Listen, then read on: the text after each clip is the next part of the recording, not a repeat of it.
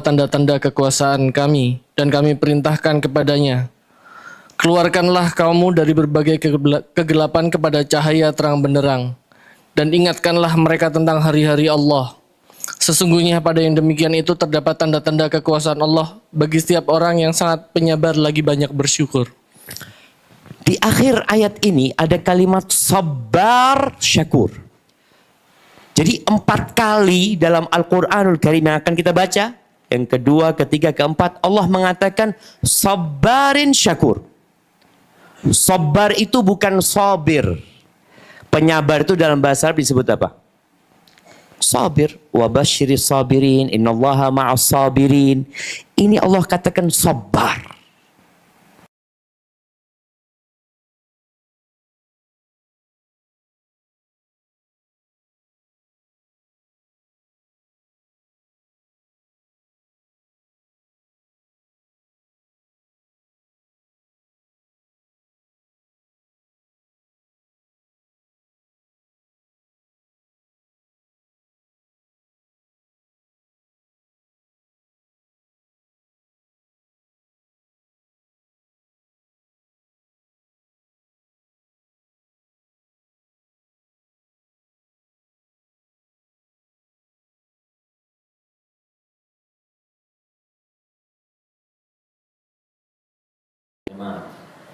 Yang belajar bahasa Arab, tukang kayu disebut apa?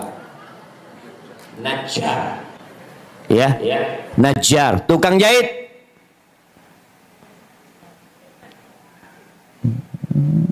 khayyat. Jadi dalam bentuk sabar, fa'al, khayyat, najjar, mallah. Petani, fallah. Pemburu. Saat ini pelajaran bahasa Arab atau iya. Jadi bicara sabar itu lebih kepada profesi, sesuatu yang diusahakan. Ada usaha kita. Beda sama syakur. Syakur ini bahasa Arabnya dari faul ya. Syakur, ghafur kalau antum baca Al-Quran. Syakur ini yang bersyukur sampai entek. Jadi kalau BBM itu bahasa Arabnya wakut. Ya. Terus yang dibakar itu, yang buat wangi-wangian disebut apa? Bakhur. Air yang dibuat wudhu disebut wabu. Jadi kalau dibicara syakur, itu orang yang sangat bersyukur. Jadi kalau sabar itu ya dia harus jadi penyabar. Karena memang musibah akan datang, tapi ternyata tidak sebanyak nikmat. Kalau nikmat engkau harus syakur. Karena banyak nikmatnya Allah Azza wa Jalla. Nabi Musa alaihissalam diperintahkan untuk mengingatkan. Mengingatkan siapa? Kaumnya. Dengan hari-hari Allah. Bagaimana kaum-kaum sebelumnya dibinasakan sama Allah Azza wa Jalla. Agar mereka tahu diri kemudian menjadi lebih baik. Tapi banyak orang yang nggak ngambil pelajaran. Maka Allah sebutkan pelajaran itu bisa diambil oleh orang yang sabar dan syakur. Tapi ayat yang kedua, surat Luqman ayat 31. Surat Luqman ayat 31.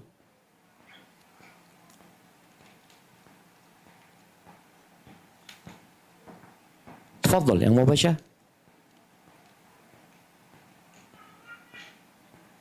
Surat Luqman ayat 31. Fadhil Ustaz.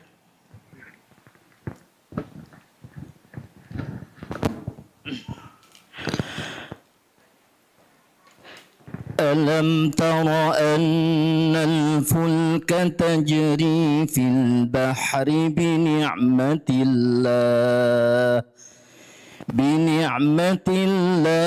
ليريكم من آياته إن في ذلك لآيات لكل صبار شكور. Tafadhol, lanjut artinya.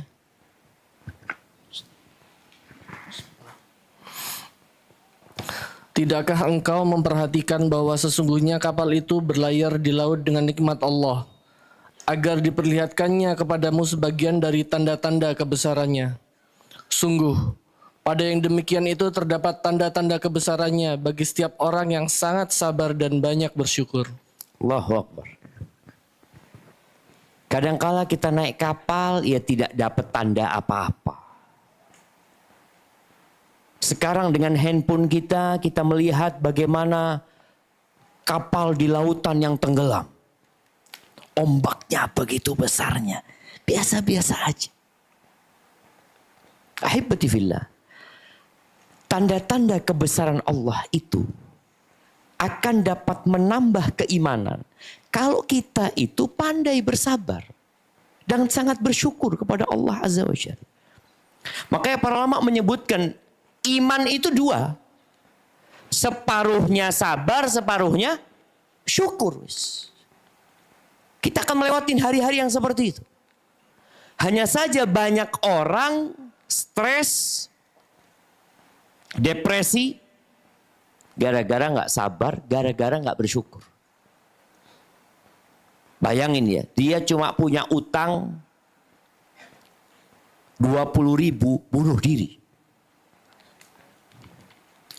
Ada orang yang nggak selesai skripsi, bunuh diri.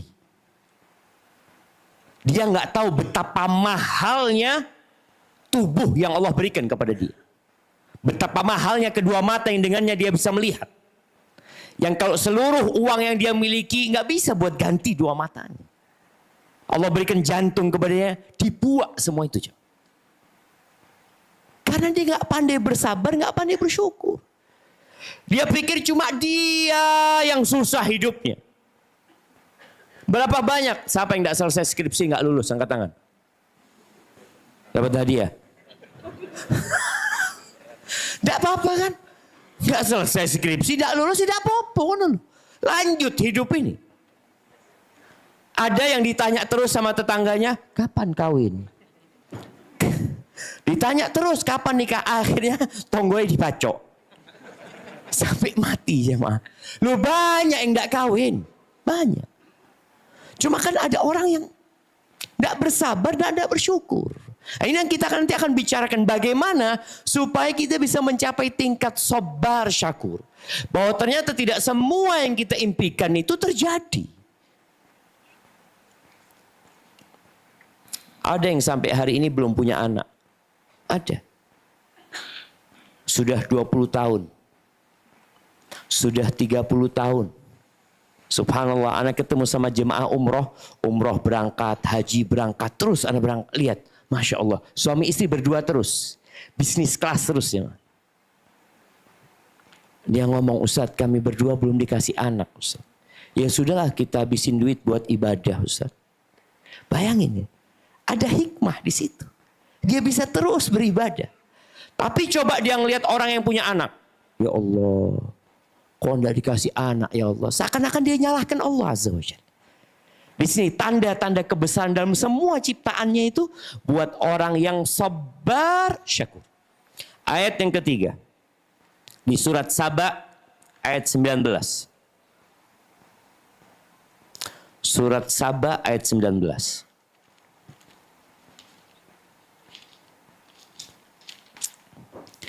Jadi nanti malam, bapak-bapak, ibu-ibu sebelum tidur buka handphonenya, lihat baterainya.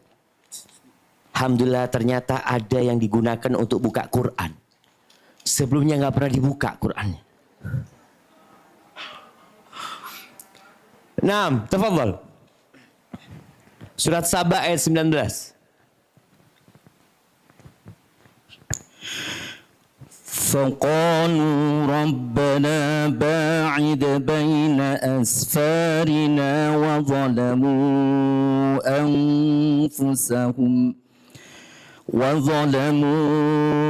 أنفسهم فجعلناهم أحاديث ومزقناهم كل ممزق إن في ذلك لآيات لكل صبار شكور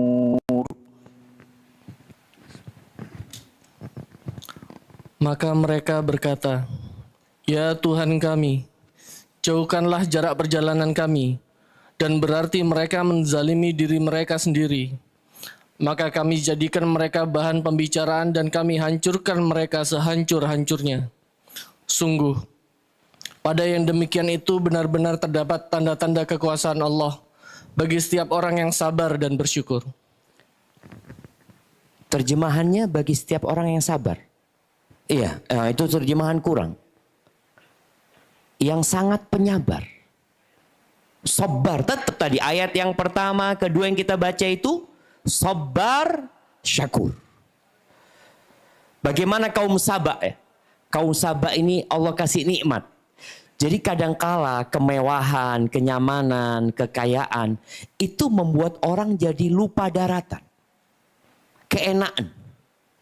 Makanya seringkali anak tanya yang di soft pertama itu biasanya orang-orang yang susah. Kalau di masjid itu, sing soft pertama, oh kayaknya dia utang nih. Kalau es lunas, soft terakhir. Jadi ternyata memang kekayaan itu ada efek buruknya. Maka di sini kita lihat kaum Saba yang Allah sebutkan jannatani ayamin wa shimal ya. Allah surga mereka itu jamaah. Kanan kiri kebun sampai kalau mau panen mereka itu tinggal bawa keranjang keliling wis jatuh semua buahnya itu. Dari begitu besarnya nikmat yang Allah berikan kepada mereka, oh ternyata mereka malah melakukan kezaliman. Mereka dikasih kenikmatan seperti itu, jarak di antara satu kota dan kota lainnya itu sangat pendek sekali buat mereka. Mereka ingin jaraknya jauh supaya mereka bisa memonopoli perdagangan, supaya mereka tambah suke, tambah kaya. Lo nggak entek kekayaan mereka sebenarnya. Akhirnya Allah jadikan ahadits, bahan cerita. Oh, dulu ada di sana. Negeri Sabak namanya. Masya Allah, kata dia. Di situ ada bendungannya. Sampai sekarang tinggal cerita. Jadi orang kalau datang ke Yaman, dia cerita. Oh, dulu di sini tempat mereka. Oh, dulu ini. Maka Allah katakan, Inna fi dzalika laayat likulli sabbarin syakur. Sabar, syakur. Maka kalau bisa dua kalimat ini ditulis di rumah. Sabar, syakur. Wis, tidak ada pilihan ketiga. Mau jadi apa? Yang ada orang imam bunuh diri. Ketika Allah berikan cobaan yang berat. Tidak berat. Kalau bicara ada cobaan yang berat. Semua cobaan itu sudah ditakar dengan keimanan kita. Mampu awakmu. Sebagian orang kan mengatakan, Ustaz saya tidak mampu Ustaz. Loh, bukan cuma Bapak yang tidak mampu, kita semuanya tidak mampu. Kalau tidak ditolong oleh Allah. Makanya setiap sholat kita ngulangi. Iyyaka na'bud wa iyyaka nasta'in. Sampai sholat tidak mampu kita kalau nggak ditolong sama Allah. Alhamdulillah kita bisa sholat puasa kemarin. Duduk di sini. Kalau nggak dibantu Allah nggak bakal kita bisa duduk di sini. Hanya ada dua pilihan. Engkau bersyukur. Dan nikmat Allah itu banyak. Makanya disebut syakur. Sangat bersyukur. Dan sedikit kata Allah. Wa qalilun min ibadiyas syakur. Sedikit dari hamba-hambaku yang pandai bersyukur itu sedikit. Yang sabar banyak. Ya wis ya apa Ustaz? Oh, sabar itu. Dilakoni aja gitu. Tapi untuk menjadi orang yang bersyukur berat. Maka hibatifillah, yang ayat yang keempat nanti dibaca. Dibaca di surat Asy-Syura ayat 33. Di surat Asy-Syura ayat 33. Ahibatifillah. Kalau bicara mimpi, kayaknya semua punya mimpi yang indah. Dengan bertambah umurnya, ternyata cita-cita dia untuk menjadi dokter tidak tercapai. Ada orang tua yang mimpi anaknya. Anak Allah Ustaz kepingin anak-anak jadi ustadz. Anak sekolahkan di pesantren. Lulus pesantren nggak mau ngelanjutkan ke kuliah agama Ustaz. maunya ambil teknik sipil. Apa yang dilakukan orang tua? Ya wes, dihadapi. 50.000 tahun sebelum penciptaan langit dan bumi.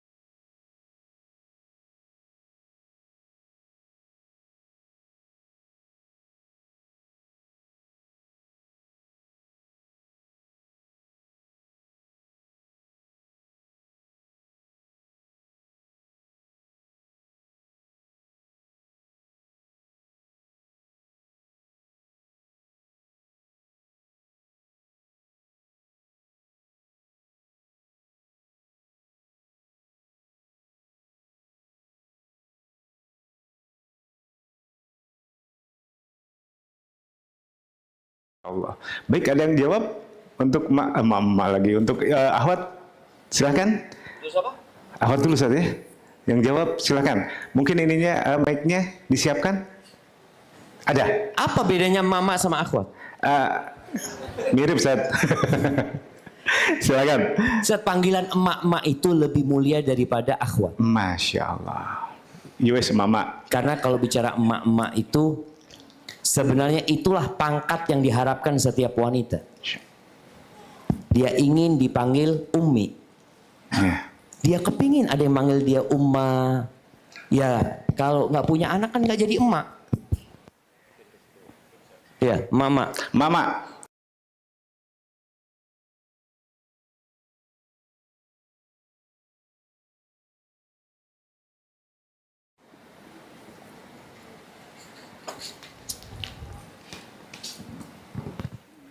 Nah, tafadhali. Tes. Ya. Nyoba menjawab ya Ustadz. Ya. Yang dikatakan oleh Nabi Sulaiman saat melihat singgasana Ratu Balkis, beliau berkata, ini termasuk karunia Tuhanku untuk tidak mengingkari nikmatnya.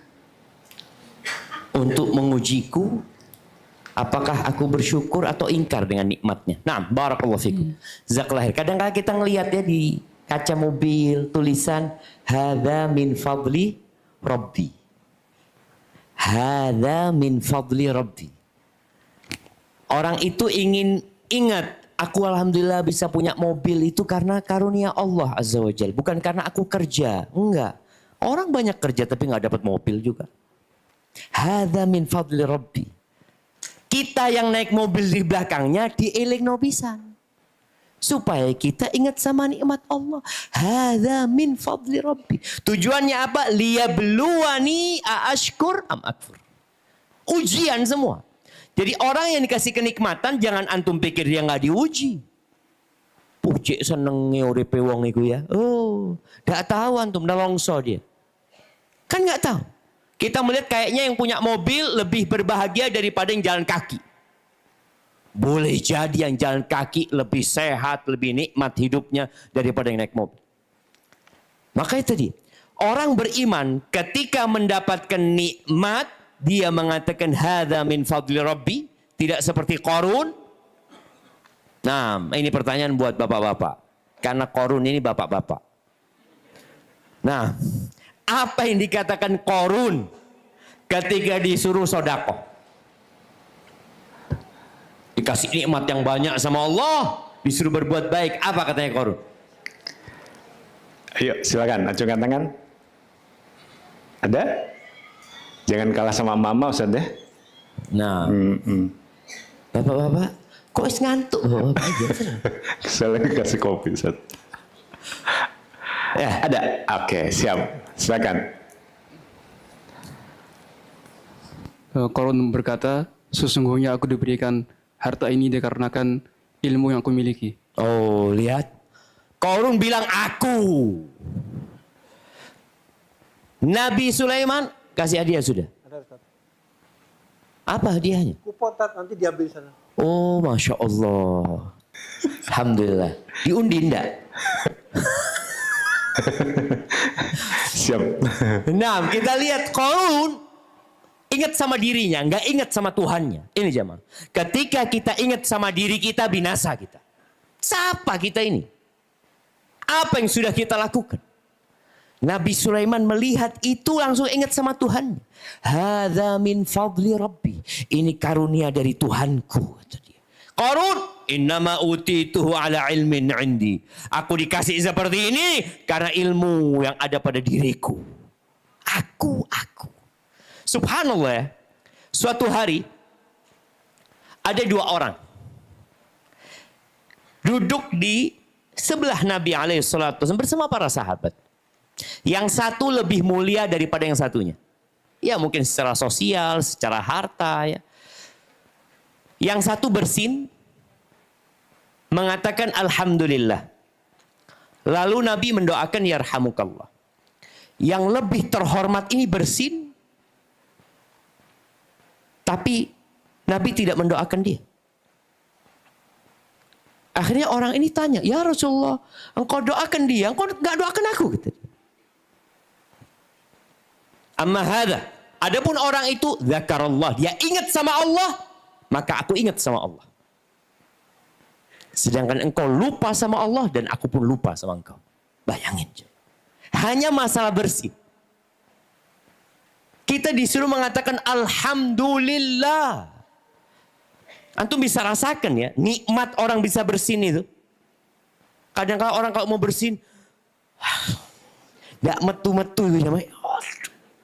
Allah bikin keluar nikmat dari Allah. Maka tadi sikap orang beriman itu beda. Dia tidak mengatakan aku, Allah ya apa, tidak mampu menghadapinya ini, itu, macam-macam. Ya kita semua nggak mampu, tapi Allah yang memberikan kemampuan kepada kita. Di surat Ali Imran ayat 154, Allah menceritakan tentang bagaimana orang-orang beriman, bagaimana orang-orang munafik.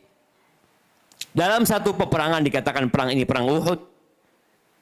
Bagaimana orang yang beriman dalam kondisi perang, Allah bikin tidur. Biasanya orang kalau takut itu tidak bisa tidur. Ya, anda tahu anak-anak kalau dia habis diceritain yang ndak-ndak sama sahibnya, malam itu wis tidak iso turus. Dalam kondisi perang, di saat umat Islam ditimpa kekalahan dan mereka mundur ke arah gunung, ada 70 dari sahabat yang tewas di medan perang itu. Ini orang-orang beriman, Allah bikin tidur, ngantuk mereka. Wa ta'ifatun qad ahammathum anfusuhum. Tapi yang satunya lagi nggak bisa tidur.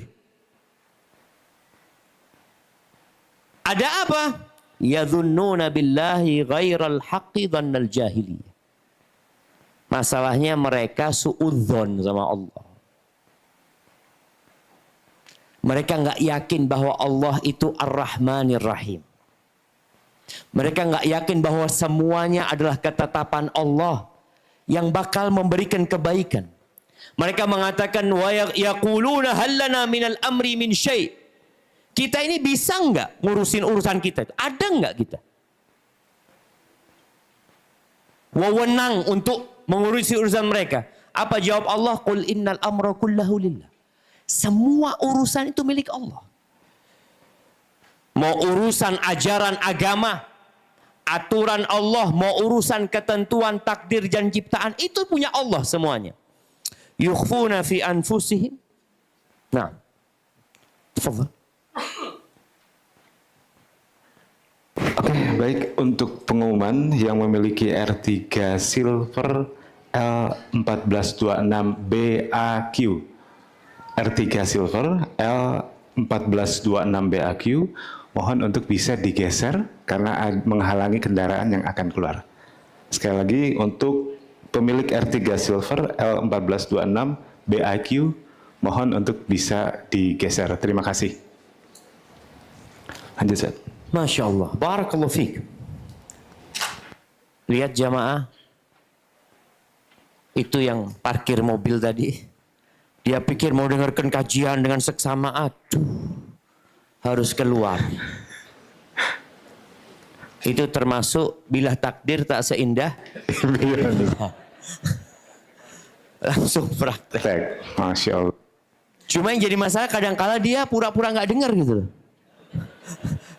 Mobilnya. Tapi kita lihat orang-orang musyrikin itu.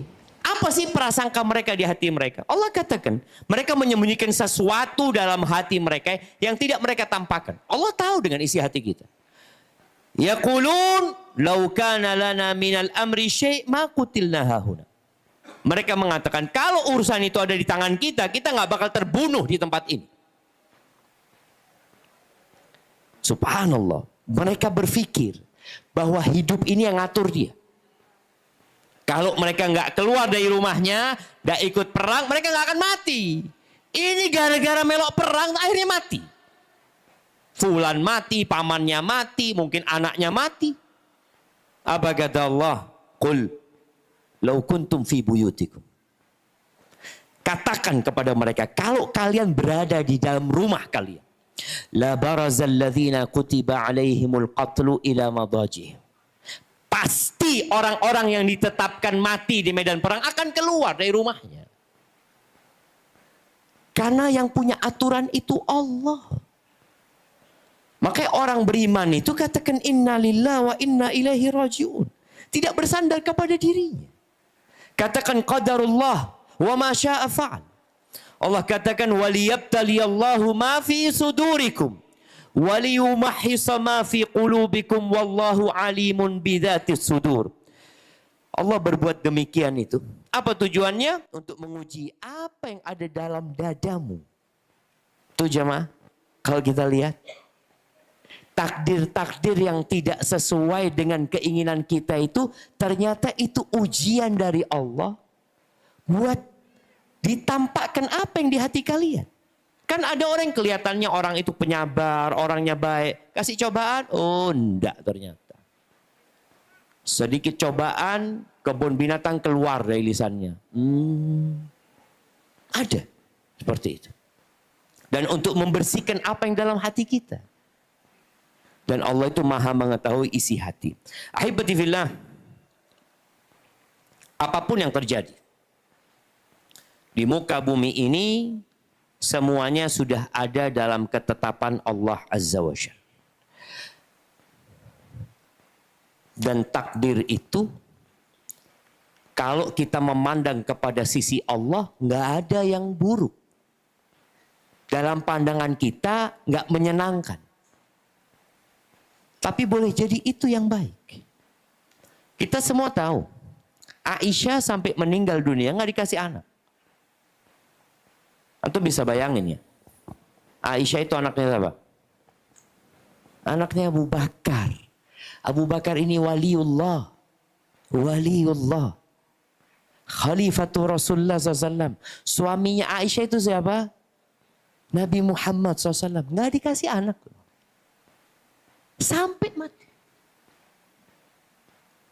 Makanya kita kalau memandang pasti baik takdir Allah Subhanahu wa taala. Sikap manusia menghadapi takdir yang tidak sesuai dengan impian itu ada 4. Antum catat, nanti antum lihat, ana termasuk yang mana. Yang pertama kata Ibnul Qayyim rahimahullahu taala, maqamul ajzi. Tingkatan orang yang lemah. Dia marah karena yang dia inginkan tidak dia dapatkan. Dia mengeluarkan kata-kata yang tidak pantas. Boleh jadi ditambah dengan merobek-robek bajunya. Melempar-lempar isi rumahnya. Siapa bapak-bapak yang istrinya pernah lempar-lempar di rumah? Angkat tangan. Dapat hadiah? Dapat hadiah juga. Nah. Tapi yang lain jadi tahu Ustaz ya. Ibu-ibu ada nggak kalau marah lempar-lempar? Nggak ada bapak-bapak ya? Oh, enggak Masya ada. Allah. Enggak ada Ustaz. Ini kesaksian dari bapak-bapak. Ternyata nggak ada istri-istri yang kalau marah lempar-lempar. Nggak ada yang berani ngomong. Oh, nggak ada yang berani ngomong. Itu ada makom orang yang jaza. Nggak terima dia. Kemudian dia melakukan tindakan ima dengan lisannya, ima dengan raganya. Ada yang anaknya mati, dia nyalahkan suaminya. Ini gara-gara abang. Coba anak itu dibawa ke dokter. Aku kan sudah ngomong. Anak itu sakit, bawa ke dokter. Tapi nggak mau juga. Ini gara-gara abang.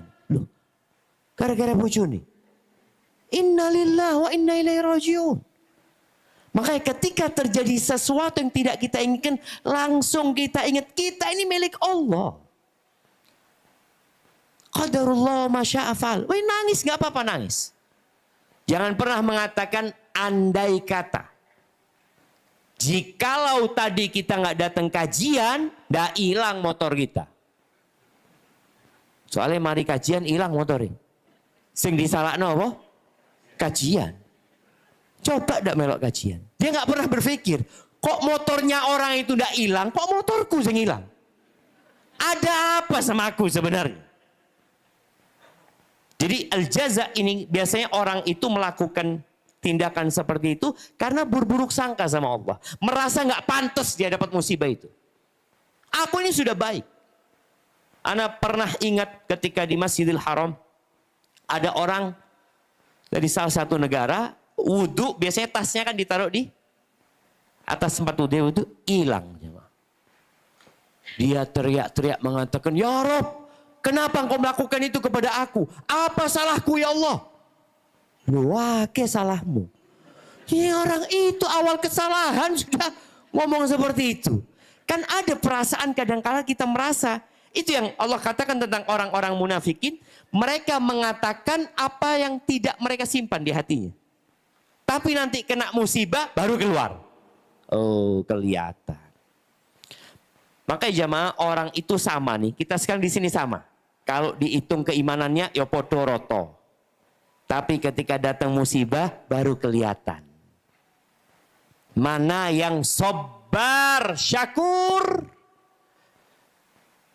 Mana yang kata Allah Azza wa Jal.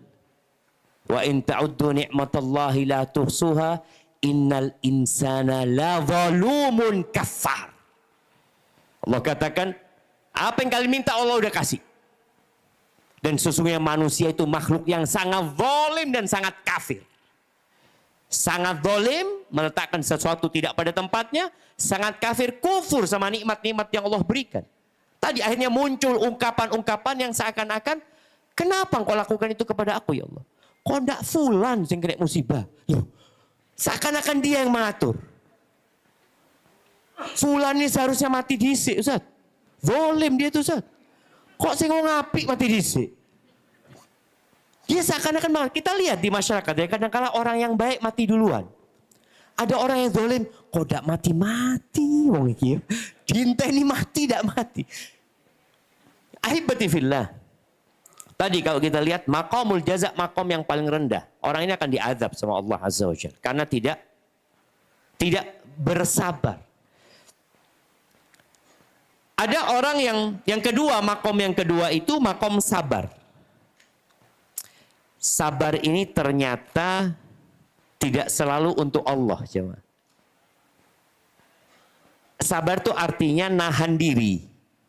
dari melakukan perbuatan, mengucapkan ucapan yang tidak sesuai dengan perintah Allah dan akal sehat manusia. Maka ada orang yang sabar bukan karena Allah ya, karena dia seorang pejabat, karena dia seorang public figure yang ingin menampakkan dirinya baik di depan mereka. Ya dia nahan diri. Ada yang seperti itu. Makanya Nabi SAW disuruh sabar untuk Tuhannya. Dengan Tuhannya. Karena kalau sabarnya hanya ingin dilihat sama manusia, ketokan nahan diri, nggak pantas lah. Masa orang kayak antum ngomong yang jelek. Masa kayak yang laki umpamanya. Ketika dapat musibah, masa mau lempar-lempar piring. Yo, udah enak bitonggo, Ustaz. Dia bersabar, nahan diri. Ini tingkatan yang dianjurkan. Afwan, salah. Bukan tingkatan yang dianjurkan, tingkatan yang diwajibkan. Kalau yang tadi, jaza itu diharamkan, yang diwajibkan sabar. Ada tingkatan yang ketiga, beliau mengatakan maqamur ridho. Orang yang ridho, nerimo. Kalau sabar itu masih nahan diri, dia sebenarnya ingin teriak, ya Allah Ustaz, anak kepingin tak sawatno ya Ustaz ya. Di bujuku Ustaz. Dia mungkin ingin, cuma dia nahan. Ya Allah, seperti itu. Ada kan, sabar itu biasanya pahit. Tapi kalau sudah ridho itu mulai merasakan tenang jemaah. Wis. Mulai lego ya, lego dia itu. Ridho dengan ketentuan Allah Azza wa Jal. Dan ini Ibnu Qayyim mengatakan ada khilaf di antara para ulama apakah wajib atau anjuran. Tapi dianjurkan. Supaya antum lebih banyak pahalanya. Karena dalam sebuah hadis dikatakan faman radiya falahu ridho. Barang siapa yang ridho dengan ketentuan Allah, Allah akan ridho sama dia. Ini tingkatan ridho. Ada orang yang ridhonya terlambat. Setelah sebulan, iya wes, ya apa? Jadi ridhonya itu terlambat. Ada. Tapi tidak apa-apa. Alhamdulillah proses itu dia kan belajar dia. Ada orang datang ngasih apa? Ngasih semangat sama dia. Aduh wes, ayolah kata dia. Sudah move on lah, kadang-kala kan dia selalu di rumah melihat baju bayinya ya. Ya Allah Ustaz, ini Ustaz baju sudah anak beli Ustaz. Ternyata anaknya lahir meninggal dunia. Ada sih. Orang itu sudah beli ranjang bayinya, sudah beli tempat pemandian bayinya, sudah selesai semua, dihias rumahnya. Biasanya nunggu lahiran rumahnya udah disiapin. Ternyata yang dibawa dari rumah sakit mayat. Udah meninggal. Ya opo perasaannya ibu. Kalau bapak-bapak sedih juga. Sama. Apalagi kalau anak itu anak yang pertama yang ditunggu-tunggu. Sedih dia. Mulai dia kadang-kala pikirannya yang endak-endak sama Allah. Apa oh ya Allah, apa oh ya Allah, apa oh ya Allah. Kenapa ya Allah kok kayak gitu ya Allah, kenapa? Dia tahan diri sampai tingkat sabar, lalu dia naik menjadi ridho. Tingkatan yang paling tinggi ini, tingkatan syukur. Gimana tadi ayat yang kita baca? Sabarin syakur. Dia itu bukan hanya syukur terhadap nikmat. Kan yang biasa, yang normal itu dapat nikmat bersyukur, dapat musibah bersabar. Tapi ini enggak. Dapat musibah bersyukur. Ya opo jangan. Kita bisa bayangin tingkatan yang mulia ini. Orang-orang ketika mendapatkan musibah dia bersyukur. Kok bisa ya? Ada banyak cara yang menyebabkan orang itu bisa mensyukuri musibah yang menimpa dia. Yang pertama. Bismillah.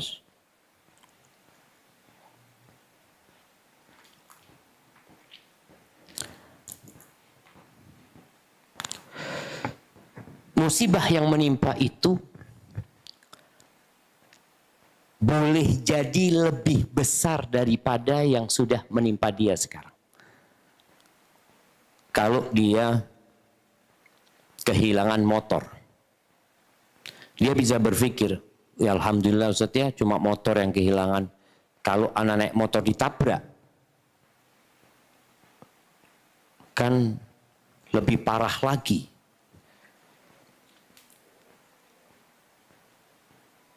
Bikin perbandingan-perbandingan. Bahwa setiap musibah yang menimpa kita, pada hakikatnya Allah bisa membuat lebih besar daripada apa yang sudah menimpa dia. Kebakaran usahanya, alhamdulillah, cuma pabrikku yang kebakaran, omaku ndak. Alhamdulillah kebakaran itu Ustaz pas hari Ahad Ustaz. Coba hari kerja.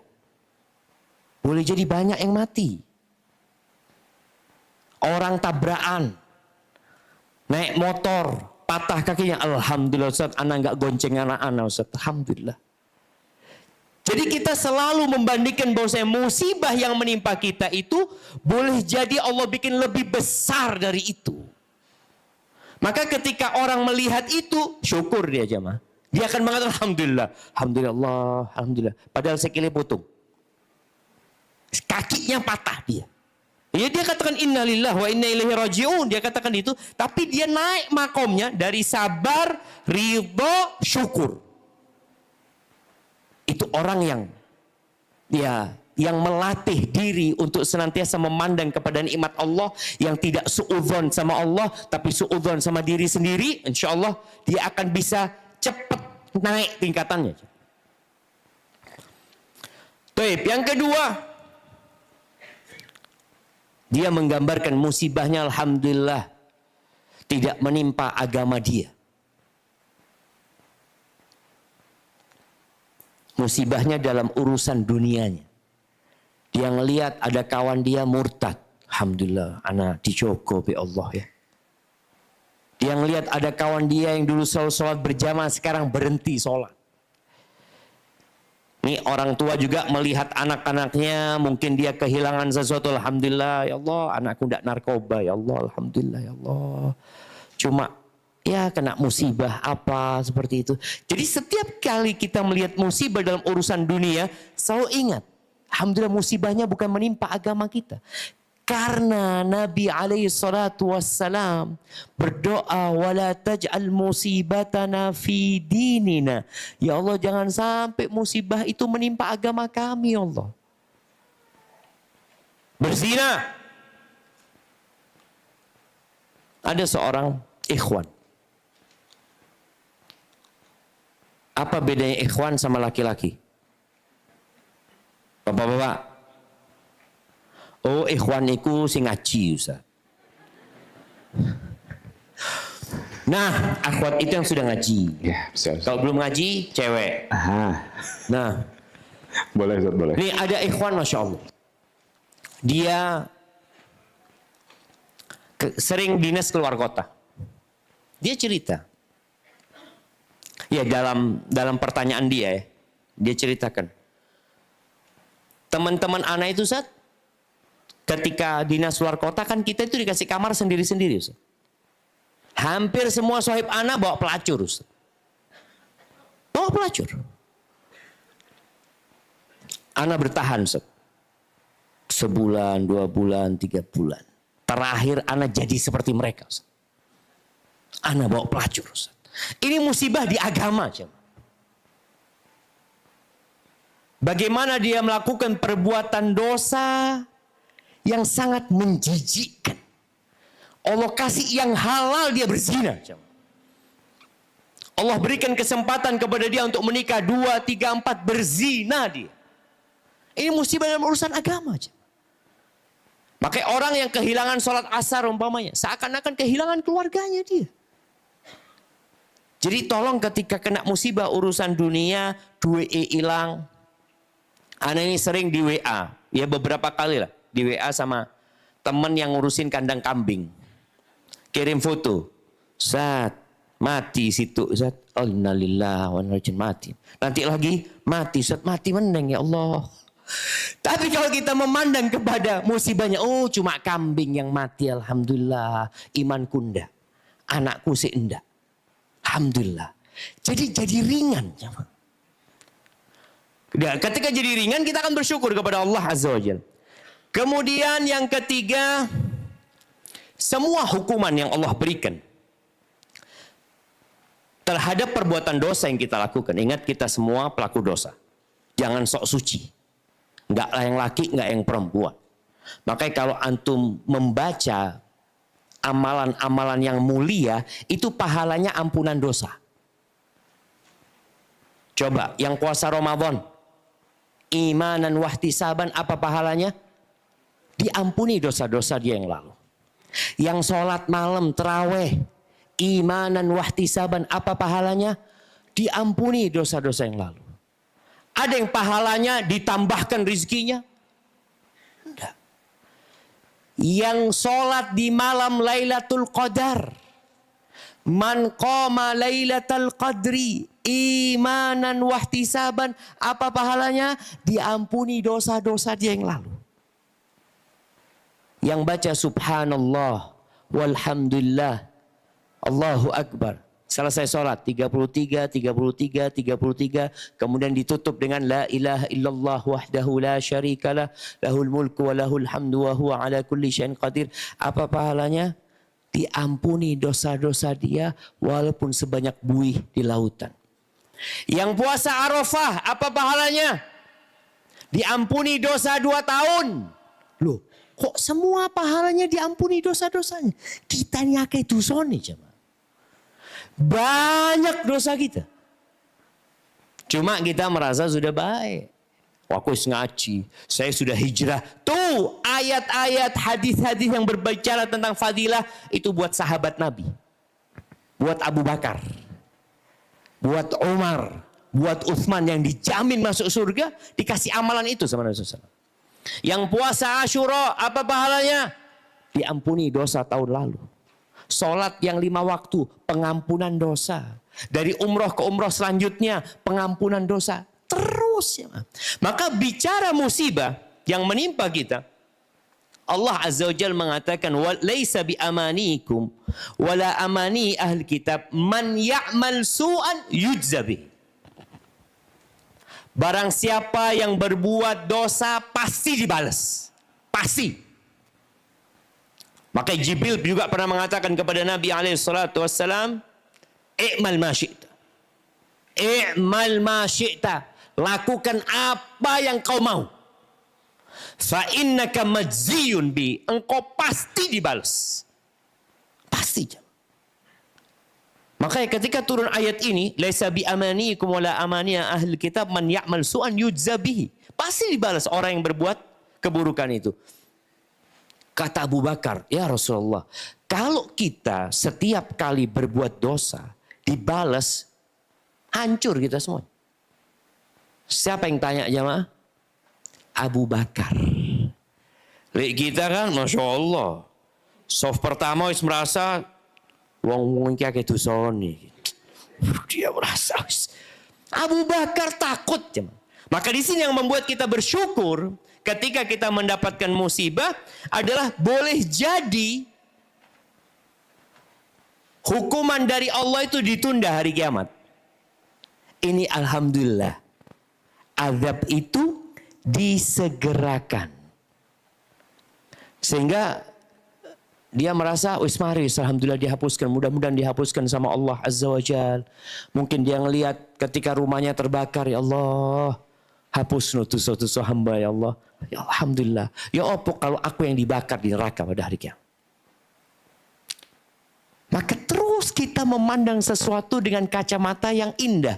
Sehingga kita akan bersyukur kepada Allah Azza wa Jal. Dan kita tahu musibah dunia itu tidak lama. Coba seorang emak-emak tahu-tahu divonis kanker stadium 4. Kira-kira dia akan merasakan sakit itu berapa lama? 100 tahun? Ya mah? Enggak. Dokter malah ngomong kari 6 bulan. Loh iya kan? Dokter menyampaikan tinggal 6 bulan. Di situ tentu, oh 6 bulan lagi. Artinya aku akan merasakan sakit ini kalau benar ya. Kan dokter hanya mau prediksi. 6 bulan. Setahun, tidak lama jemaah. Menunjukkan bahwasanya ternyata musibah dunia itu sementara. Ya antum lihatlah musibah apapun yang menimpa kita, semua sementara. Antum nangis, berapa hari nangis? Ketika kena musibah. Sebulan, 2 bulan, enggak. Tahu-tahu ketawa lagi. Itu musibah dunia. Tapi kalau musibah akhirat, khalidina fiha abada. Antum bisa lihat ya, orang yang paling senang hidupnya di dunia. Yang mendapatkan segala fasilitas yang menyenangkan. Dicelup satu celupan di neraka. Satu celupan kemudian dikeluarkan. Bukan 1 menit. Bukan 5 menit. Tapi sak celupan dikeluarkan. Lalu ditanya. Hal ra'aita khairan qat? Apakah engkau pernah melihat kesenangan, kebaikan dalam hidupmu? Hal marra bika na'imun qad? Apakah ada kenikmatan yang pernah lewat dalam kehidupanmu? Ini orang paling nikmat hidupnya. Apa kata dia? Wallahi ya Rabb, ma ra'aitu na'iman qad wa ma marra bi. Ma ra'aitu khairan qad wa ma marra bi na'imun qad. Enggak ada. Enggak pernah aku merasakan kenikmatan. Berbeda dengan orang yang hidupnya susah di dunia, tapi masuk surga lupa dengan segala kesusahan dia. Karena tadi mati selesai. Yang kena kanker, yang mungkin kena stroke, apalah penyakit yang paling menakutkan umpamanya. Mati selesai penyakitnya. Apakah di kuburan merasakan sakitnya dia? Kesian ini ya apa yang mau dikasih obat? Ya, tidak ada sudah. Bahkan berapa banyak anak yang berharap orang tuanya cepat mati. Seakan bapakku ini loro-loron. Kalau mati kan wis istirahat. Gitu pikiran anak. Karena anak was kesel. Ini anak durhaka nih. Ya Ustaz, daripada dia susah hidupnya sakit. Maka tolong kita memandang bahwasanya musibah dunia itu nggak ada yang lama sebenarnya. Apapun lah, antum coba ngomong tentang musibah-musibah itu. Dia tidak lama. Dan yang keempat. Tadi di awal kita bicarakan bahwa segala sesuatu sudah ditetapkan sama Allah Azza wa Jalla. Selesai sudah. Semua sudah ditetapkan sama Allah. Kalau musibah itu menimpa, berarti ini sudah dicatat. Aku akan terkena musibah ini. Dan alhamdulillah, wis mari, selesai sudah terjadi. Karena kalau bicara ketetapan Allah, ya harus terjadi. Makanya kita ngelihat ada orang makan di warung jemaah. Di warung mangan. Ada mobil nerobos masuk warung jemaah. Bisa antum bayangin. Dia kan seharusnya berhati-hati. Sudah hati-hati. Enggak, dia seharusnya makannya jangan di warung pinggir jalan. Makannya di restoran yang masuk. Lawang tiap hari orang makan di warung itu aman jemaah. Tapi hari itu memang harus nimpa dia. Dan alhamdulillah wis mari. Ketika dia ngelihat aku kena musibah, anggap ya. Dia harus dipotong kakinya, dia katakan, ini sudah ditulis memang. Ya sudah, alhamdulillah sudah selesai. Musibah ini sudah selesai. Kalau nanti datang musibah lagi, ya musibah itu datang silih berganti. Tapi yang jelas, yang sudah ditetapkan udah lewat. Kemudian yang kelima, ini yang membuat seorang menghadapi takdir yang tidak seindah impian itu dapat bersyukur ya. Pahala dari musibah itu lebih besar dari musibah itu sendiri. Kalau bicara pahala. Musibah-musibah dunia ini sebenarnya lorong-lorong yang mengantarkan ke akhirat. Dan semua bala dalam urusan dunia seperti obat. Ibu-ibu pernah nggak ngasih obat yang nggak disukai anaknya? Pernah nggak? Dibuka mulutnya, ya. Wah cekoki kata dia. Anak yang ngelihat, zolim makku ini. Ya Allah, kok punya emak kayak gini anak ya Allah. Mungkin kan dia berpikir seperti itu. Padahal emaknya sayang sama anaknya. Sayang sama anaknya. Cuma anak ini nggak sadar kalau sedang disayangi sama emaknya. Karena dia merasakan nggak enak. Dia merasakan pahit tadi. Tapi setelah itu seger dia. Dia nggak tahu kalau dia seger ini sebabnya emaknya yang nyontang tadi. Cuma dia ngeliat emaknya, ya Allah ini emak yang tadi pagi nyontang anaknya, ya Allah. Dia mungkin masih ada perasaan nggak nyaman. Karena dia belum dapat hikmahnya. Ternyata yang ana minum itulah yang membuat ana alhamdulillah seger. Sebagai sebab yang Allah tetapkan. Maka di sini ketika seorang berpikir pahala akhirat, maka dia akan selalu bersyukur kepada Allah Azza wa Jalla. Ahibati fillah, orang yang tahu ini, maka insya Allah apapun yang menimpa dia, dia akan bisa menerima. Yang pertama, dia akan bisa bersabar. Kemudian dia naik tingkatannya, ridha. Lalu dia bersyukur kepada Allah Azza wa Jalla. Baik, Anda rasa materi yang pertama cukup begini. Di sini kita masuk ke sesi tanya jawab. Anda kembalikan ke moderator. Jazakallah. Baik, jazakallah khair Ustaz atas penyampaian materi yang pertama.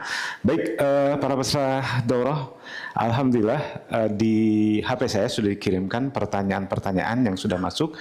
Jadi sistemnya dikirimkan lewat WhatsApp nggih. Yang mau bertanya kami silakan, atau mau yang langsung saja Ustaz? Yang sudah siap Ustaz ya? Baik, mungkin yang sudah siap, yang tadi yang sudah menuliskan, tapi ini yang sudah siap untuk bertanya, silahkan langsung. Mic-nya disiapkan panitia. Monggo. Dua dulu ya, yang Ikhwan 2, yang Akhwat 2, nanti setelah itu kita bacakan yang melalui WhatsApp. Assalamualaikum warahmatullahi wabarakatuh Ustaz. Dari tadi yang dijabarkan sama Ustadz ada beberapa pertanyaan yang pertanyaan dari kami lah Ustadz. Pertama adalah beberapa amalan itu kan bisa merubah takdir kalau di yang saya pelajari Ustadz ya. Contoh doa akan bisa merubah takdir, termasuk juga umroh itu bisa menghilangkan kefakiran. Terus Lailatul Qadar itu adalah salah satu amalannya, faedahnya adalah menulis takdir kita setahun ke depan. Nah, kaitannya dengan yang tadi bahwa takdir itu sudah ditulis di Lauh Mahfudz, ini sinkronisasinya bagaimana Ustaz? Terima kasih Ustaz. Jazakallahu khair. Masya Allah. Ahibati fillah, kalau bicara takdir ya, takdir ini salah satu rukun iman yang mana ada beberapa kelompok yang menyimpang dalam urusan takdir ini. Ada yang namanya Qadariyah, ada yang namanya Jabariyah. Qadariyah, mereka yang beranggapan bahwasanya mereka lah yang menciptakan amalan mereka. Artinya urusannya ini ya belum ditetapkan sama Allah Azza wa Jalla. Yang satu beranggapan kita itu seperti bulu yang ditiup angin, dari sopo-opo. Kita nggak bisa berbuat apa-apa. Padahal Allah memberikan kemampuan kepada hamba, kemauan juga kepada hamba, sehingga Allah menciptakan amalan hamba, menciptakan manusia dan menciptakan amalannya, apa yang dia kerjakan semua ciptaan Allah, tapi Allah memberikan kepada hamba kemauan dan kemampuan untuk beramal. Contohnya, anak angkat gelas ini, anak punya kemauan anak angkat gelas ini. Tapi kalau Allah nggak takdirkan, anak angkat, tahu-tahu anak lumpuh. Ada orang yang sudah bikin kopi.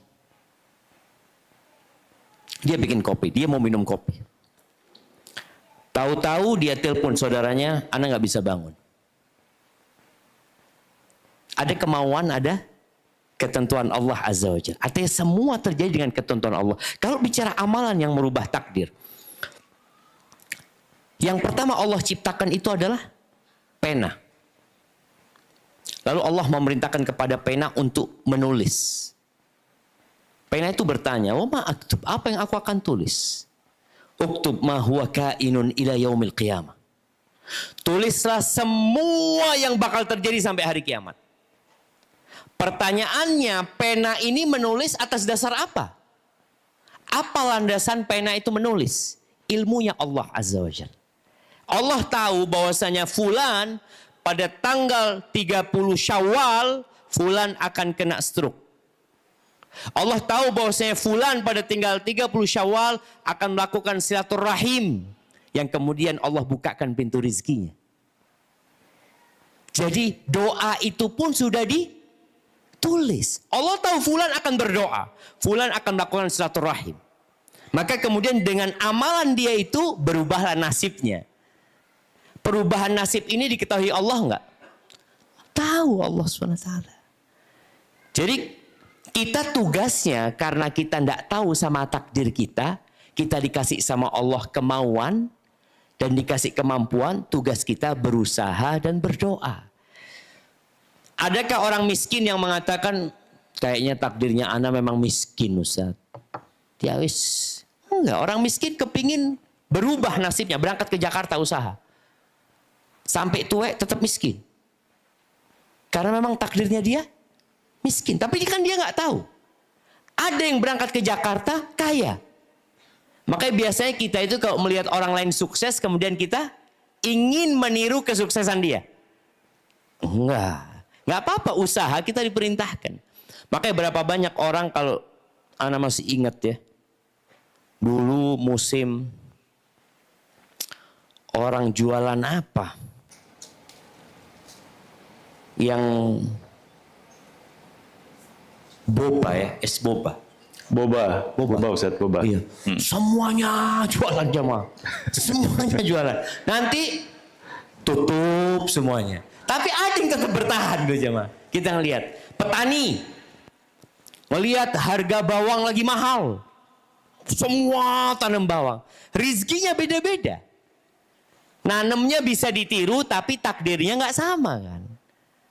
Maka yang harus kita lakukan itu kalau bicara takdir, karena takdir ini rahasia ilahi, kita nggak tahu kecuali setelah terjadi, maka tugas kita berusaha, berdoa, dan selalu berbaik sangka sama Allah Subhanahu wa Ta'ala. Itu nanti yang membuat kita akan nerimo gitu loh. Karena kalau mengatakan, Ustaz, ana ini sudah silaturahim, Ustaz. Terus mari. Sudah berdoa. Kok belum berubah-ubah, Ustaz ya? Takdirnya ana. Gimana? Lakukan terus. Usaha terus. Karena semua yang dipinta sama hamba, selama tidak ada unsur dosa dan memutuskan silaturahim, ditulis sama Allah. Pasti dikabulkan sama Allah. Cuma kan jawaban dari doa itu satu dari tiga hal. Orang minta anak sampai mati nggak dikasih anak. Katanya Allah akan ngabulkan doa. Ini buktinya anak sampai mau mati nggak punya anak. Loh, jawaban Allah itu satu dari tiga hal. Dan Allah tidak pernah ingkar janji. Boleh jadi yang kita dapatkan dari doa kita lebih baik daripada yang apa kita pinta sebenarnya. Jadi intinya takdir itu rahasia ilahi, tugas kita berusaha, dan ketika Allah menetapkan takdirnya orang ini akan jadi orang kaya umpamanya, Allah siapkan sebab-sebabnya. Dan Allah tahu orang itu akan melakukan itu. Jadi takdir itu berlandaskan ilmu Allah Azza wa Jalla. Barakallahu fikum. Nah, baik, jazakallah khair Ustaz atas jawabannya. Baik, untuk penanya kedua dari Ikhwan, monggo silakan. Dari Ikhwan dulu, ada? Kalau belum ada, kita langsung ke Ahwat. Ya, Ahwat yang di depan, silakan mic-nya dikasihkan.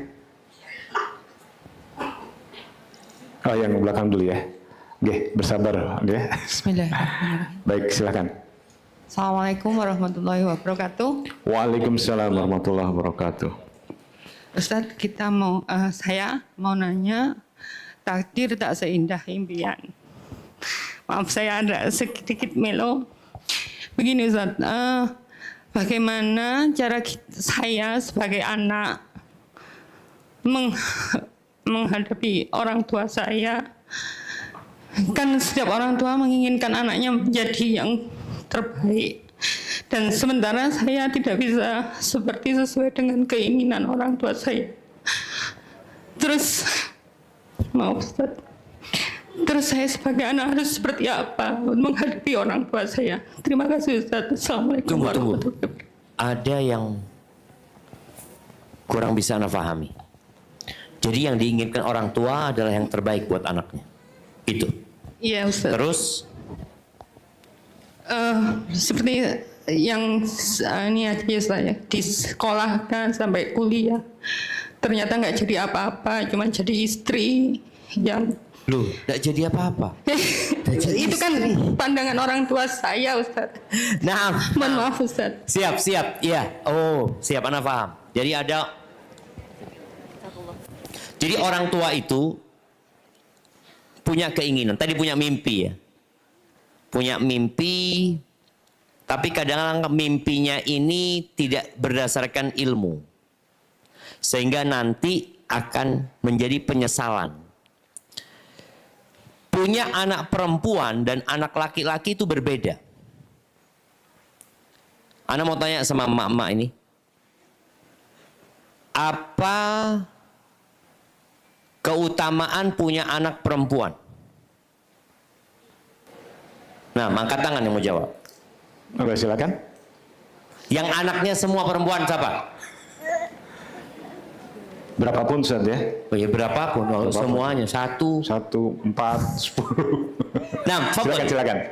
kasih mic-nya. Ya, di belakang. Assalamualaikum warahmatullahi wabarakatuh. Waalaikumsalam warahmatullahi wabarakatuh. Yang saya pernah dengar Ustadz, kalau insya Allah punya 2 anak perempuan soleha, insya Allah masuk surga. Punya anak perempuan 2 soleha, oke nggak apa-apa kasih hadiah. Tapi anak mau yang detail. Nah, coba bapak-bapak yang punya anak perempuan semua, 3 semua anaknya perempuan, angkat tangan. Loh, 4 semua perempuan. Oh no, enggak. Bapak-bapak. Loh, jemaah, ya itu. Berapa anak antum? 1 perempuan.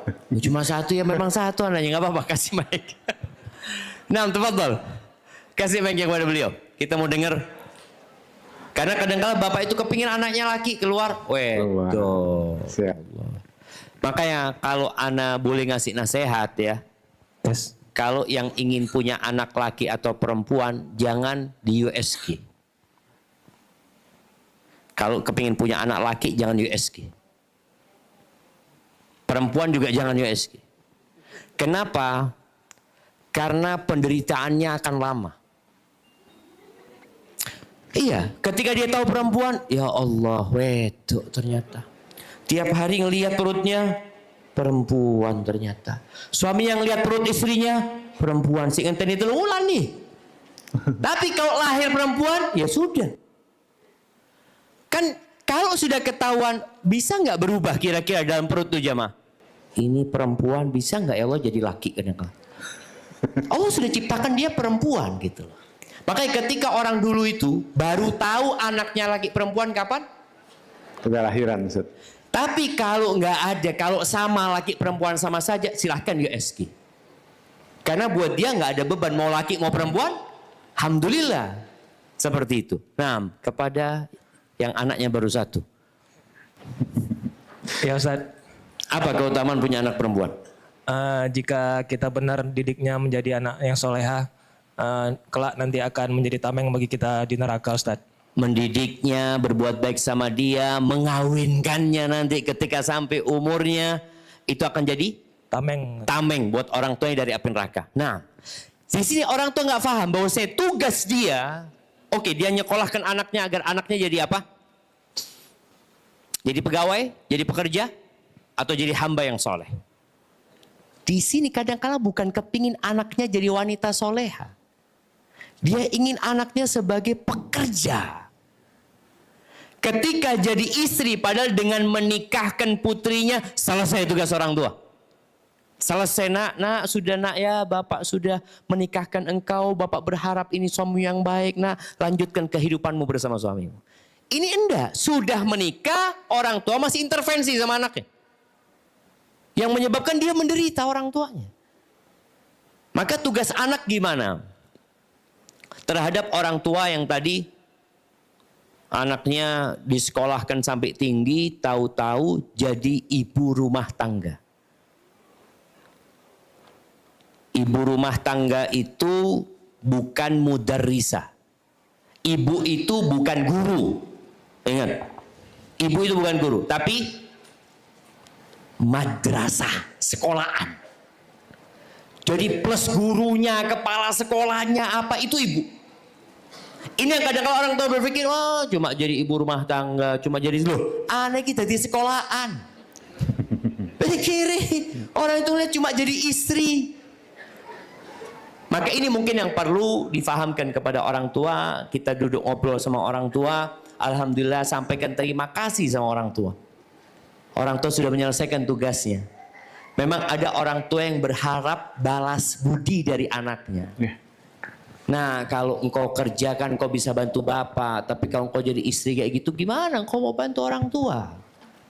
Ada kekhawatiran nanti, nah kalau engkau nanti diceraikan sama suamimu gimana? Kekhawatiran yang seharusnya diserahkan kepada Allah Azza wa Jalla. Maka tugas anak adalah berterima kasih kepada orang tuanya dan sampaikan ilmu yang aku pelajari Pak bermanfaat. Nggak ada yang nggak bermanfaat. Aku akan gunakan untuk bangun sekolahan di rumah. Aku akan didik anak-anakku dengan benar. Dan setiap uang yang Bapak keluarkan untuk mendidikku, insya Allah tidak tercatat dalam catatan kebaikan Bapak. Asalkan Bapak ikhlas. Artinya dimotivasi Bapak itu supaya dia tidak merasa sia-sia kan. Enggak ada yang sia-sia. Cuma memang harus niatnya lillahi ta'ala. Makanya orang tua itu kalau punya anak perempuan beda sama anak laki. Anak perempuan itu digenak no. Mau sekolah no. Tahu-tahu dikek no wong. Tafadhol. Mudik. Ayo mudik dengan Bapak. Afwan Pak. Melok bojo Pak. Loh, kok sekarang kok durhaka sama Bapak? Loh, Bapak sing ngawinno aku ya. Iki bojoku kok ngene, Pak. Jadi artinya bagaimana seorang anak membesarkan hati orang tuanya, menyampaikan bahwa saya nggak ada yang sia-sia. Karena orang tua berpikir sia-sia. Enggak, Pak. Bapak dapat surga insya Allah dari sisi Allah. Kalau sekedar uang yang Anda dapat dari gaji Anda berapa sih? Nggak ada apa-apanya dengan surga yang akan didapatkan. Insya Allah yang Bapak lakukan terhadap anak akan menyelamatkan Bapak dari api neraka. Lewat sirot, nggak kena api neraka Bapak. Anak-anaknya akan melindungi Bapak. Mana yang lebih utama? Anaknya bekerja, tapi durhaka sama suaminya nantinya umpamanya? Atau anaknya tidak bekerja, dia melayani suaminya dan menjadi ibu rumah tangga, bapaknya selamat dari api neraka. Itu yang perlu disampaikan kepada orang tua dengan harapan orang tua akhirnya bisa menerima kenyataan itu gitu. Dan seorang suami, nih para suami. Kalau istrimu, jadi suami ini ketika menikah dengan wanita memang harus siap dengan konsekuensi. Kalau menikahi anaknya orang kaya, ayu, konsekuensinya apa? Siapkan pembantu, perawatan, skincare. Nggak bisa bedak 7.000 nggak bisa. FIFA nggak bisa Ustaz. Nggak bisa. Udah nggak bisa FIFA. Ya Allah, Ana masih ingat dulu kalau disuruh ibu Ana beli bedak di warung itu namanya bedak Mars. Tahu? Ya Mars Ustaz. Masih ada itu? Masih. Wes bedak itu cukup. Sekarang nggak cocok ini kata dia. Yang salah siapa suaminya? Salah siapa? Kau pilih anaknya orang kaya.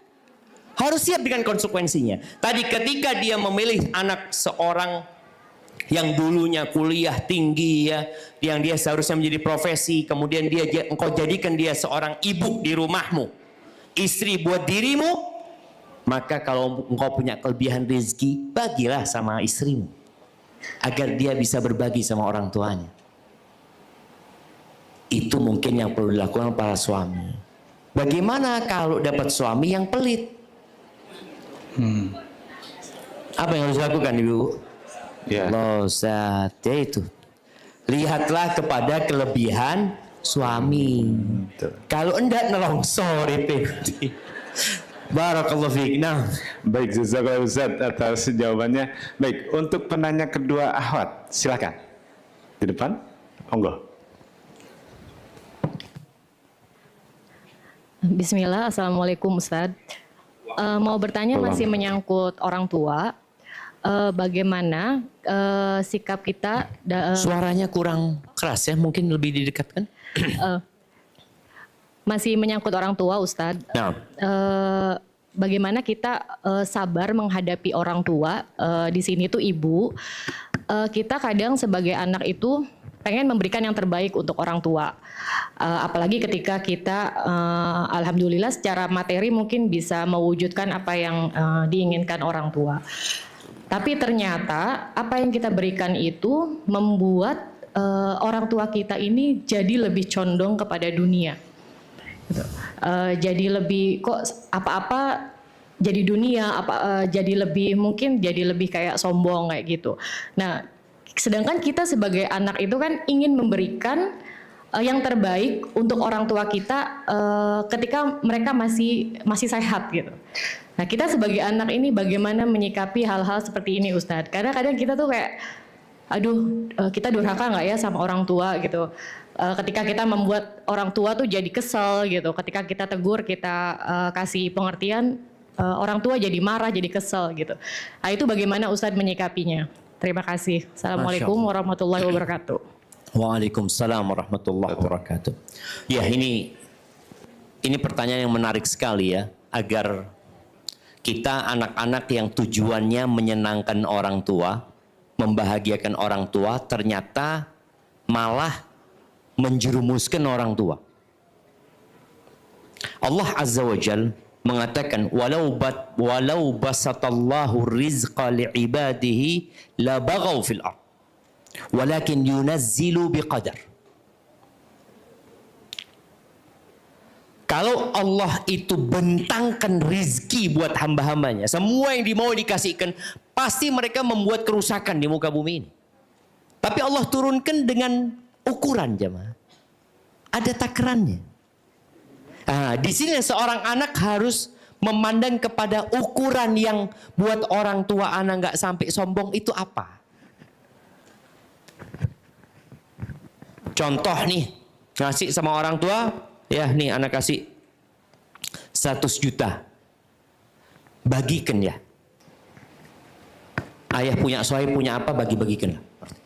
Jadi pesannya sama orang tua itu memang untuk dibagi-bagikan. Kan ada yang memang buat orang tua. Ini 100 juta untuk dibagikan, nih buat ayah, mamanya berapa dikasih ayahnya. Fadol. Jadi ayahnya tahu mana yang harus dia bagikan. Karena ada orang yang sulit untuk berbagi. Anak berusaha memperbaiki orang tuanya untuk berbagi. Kayak bapak sama anaknya. Anak kalau ngasih anak, mamanya, sekolah kita kasih nih 5.000 uang saku, 10.000 masukkan kotak amal. Pokoknya seperti itu.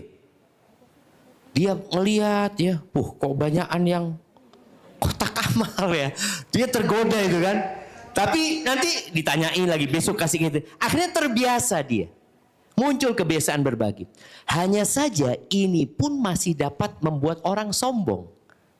Orang tua. Apa yang perlu dilakukan oleh anak? Ngajak orang tua ngaji. Belajar. Karena kalau kita hanya berbagi harta sama orang tua, tadi harta punya efek samping. Yang membuat tadi orang jadi sombong. Oh, aku bisa bantu ini, aku bisa bantu ini, aku nolong ini dan itu. Ketika dia diajak ngaji, dia jadi belajar bahwa ternyata amalan kita nggak akan diterima kalau nggak ikhlas lillahi ta'ala. Sambil didoakan orang tua. Tapi yang jelas tadi, anak perlu kadangkala mengukur ya. Bukan kita mau durhaka, kan kita punya kewajiban memberikan nafkah buat orang tua yang nggak mampu. Tapi kalau tambahan itu bukan kewajiban, tapi bentuk kebaktian. Nah, dalam kebaktian ini jangan sampai menjerumuskan. Anaknya bisa kasih mobil yang lebih bagus buat orang tuanya, tapi kayaknya enggak lah, ayah, yang itu aja insya Allah sudah cukup. Kalau dikasih yang lebih baik nanti mungkin kesian sama orang tua sendiri. Kemudian setelah itu ajak orang tuanya berkunjung ke tempat orang-orang yang susah. Jadi jangan cuma orang tuanya diajak liburan, ke villa, rekreasi. Ajak orang tuanya ke tempat-tempat bencana. Ini juga dapat melembutkan hati orang tua. Ya Allah ya, susah, kesian orang ini itu macam-macam. Itu insya Allah akan membuat hatinya lebih lembut. Kemudian juga jangan sering kumpul orang kaya. Orang tuh kalau kumpul orang kaya sulit bersyukur. Karena dia akan melihat orang yang lebih dari dia. Sehingga dia kepingin. Ada satu kawan kita berhenti, dia itu suka sama jam. Dia senang sama jam. Masya Allah, Anda sampai lihat ada orang yang memang koleksi jam ya. Dia ngomong, Anda berhenti Ustaz ngelihat jam di Instagram Ustaz. Ada kan? Akun yang khusus jam-jam ini berhenti Ustaz. Soalnya setiap ada ngelihat kepingin lagi. Terus enggak. Nah, seperti itu, ketika kita ajak melihat orang-orang yang berduit, akhirnya malah hatinya semakin keras. Tapi ajaklah untuk berkawan dengan orang-orang miskin ya. Seperti itu, kalau di rumah bikin acara, undanglah orang-orang miskin. Mudah-mudahan dengan cara seperti itu, kita dapat memperbaiki orang tua kita. Hadza wallahu a'lam bissawab. Oke, baik, jazakallahu khairan Ustaz atas jawabannya. Kita lanjutkan di pertanyaan lewat WA dulu nggih. Baik, pertanyaan pertama. Assalamualaikum warahmatullahi wabarakatuh Ustaz. Saya mau bertanya Ustaz, karena 2 bulan ini saya mendapatkan cobaan terberat dari Allah Subhanahu wa Ta'ala lewat suami saya. Saya di pernikahan kami yang ke-13 tahun Ustadz, di mana selama 13 tahun pernikahan alhamdulillah selalu bisa melewati cobaan dari Allah. Namun cobaan yang sekarang sangat membuat saya sadar bahwa tidak selamanya takdir sesuai yang saya impikan. Yang saya tanyakan Ustadz, amalan atau apa yang harus saya lakukan untuk menghadapi cobaan dari Allah Subhanahu wa Ta'ala ini agar rumah tangga saya bisa kembali baik dan saya ridho menjalaninya demi mendapatkan surga kelak. Ini kasusnya Ustadz, suami saya berselingkuh Ustadz. Kawin lagi selingkuh? Kalau dari pihak ini sih selingkuh Ustadz.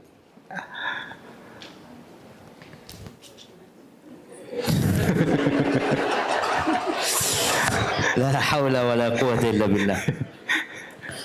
Nah, jadi ada cobaan, sesuatu yang harus dihadapin. Ada cobaan yang harus ditinggalkan. Kalau suami selingkuh, berzina, apa yang harus dilakukan seorang istri? Yang pertama jamaah, banyak wanita berpikir, kenapa selama ini, selama 13 tahun, aman-aman kok rumah tanggaku. Aku bisa melayani dia dengan baik. Tapi kenapa sekarang dia berbuat seperti itu? Kalau dia berzina, betul berzina, maka tolong istri membantu suaminya untuk meninggalkan zina.